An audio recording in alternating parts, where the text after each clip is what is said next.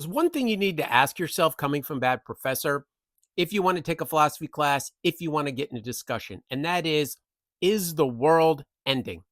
It's a big question. And it really relates to whether things are getting worse. You know, the 20th century was bad. I don't need to prove that, bro. Would you want me to interview a historian? Is the 20th century bad? So if it's getting worse in the 21st century, the world's ending. So maybe it won't officially end. I've said this a million times. Earth's not going anywhere. It's just people. And so you need to think about how you feel about this intellectually. So I'm not saying you need to do a science analysis of how bad things are. And I'm not saying you need to guess. I'm saying if you become process aware of your world and your surroundings, you can make this judgment and you can say, is the world fucking ending? Or you can just watch my videos because it's ending, bro.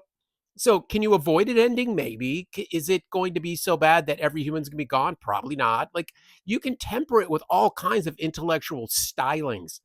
The truth is to do a philosophy discussion, to write a paper, to take a class, to be coherent online, you need to ask this question. And you know why? Because I'm about to tell you, again, not referencing anyone, not have any keywords. I hope I get 3 followers from this.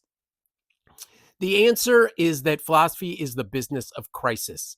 And I've said this is one of the top rules of common sense, and it is that people respond philosophically and deeper and more nuanced, and they learn quickly and they care and they focus and it's intentional when they need to get something done. And the bigger that thing is, the bigger the drive is to think. Thinking is the only thing that solves anything.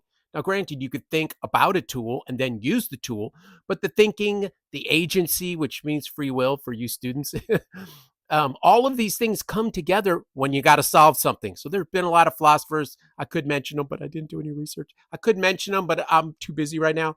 That have believed that problem solving is what philosophy amounts to, and it's a lot more complicated than that because it means your life is about problem solving. Thinking itself is about intentionally looking and trying to what solve, and so you do this through better thinking rather than worse thinking.